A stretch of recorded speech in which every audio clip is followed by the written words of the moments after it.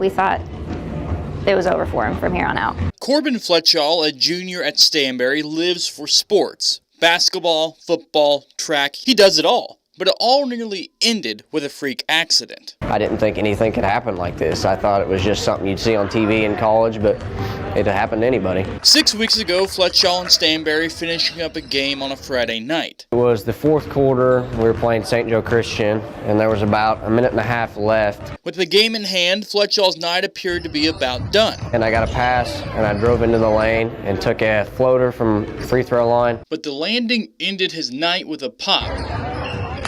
And also his season. Hit the ground and it just broke. And I thought somebody had clapped or something, that it just made a real solid sound.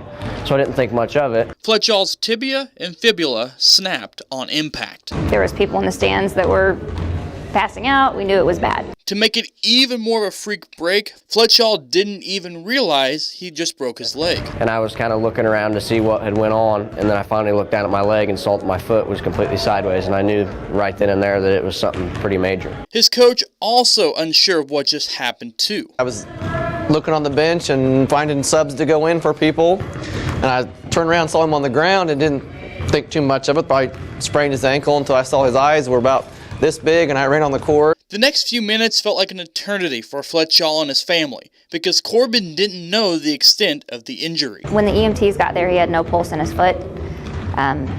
He looked at me and said, "It's bad." He mouthed it without Korbin seeing, and I thought that this was the end of it. EMTs able to stabilize Fletchall's leg and get him to the hospital, the future looking grim for a young man with high hopes. They ended up putting a rod through the back of my knee and screwing it back in, which they said would overall help speed up the process. Even with the successful surgery, he wasn't sure what the future held. I was sitting at home and I thought, I'm going to be casted up for 2 months. It's going to be a long time before I'm going to walk again.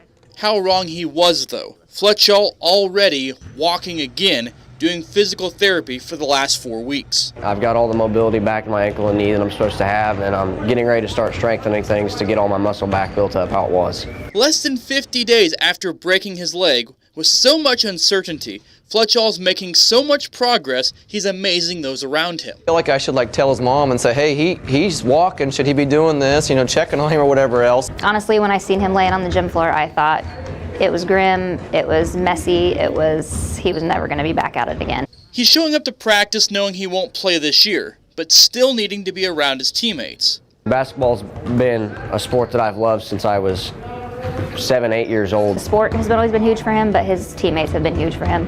I mean, they really are a team. They're a one. That's his heart. It really is. It comes down to a simple phrase for Fletchall, but holds so much meaning. Never give up. Fletchall knows there's still work to be done, but this injury, this time, only makes him stronger. Things happen, it's an injury, it doesn't really draw me away. I want to get back to what I love and see what I love and learn the game even more so I can come back next year and be just as good as I was or maybe better. Chris Roush, KQ2 News.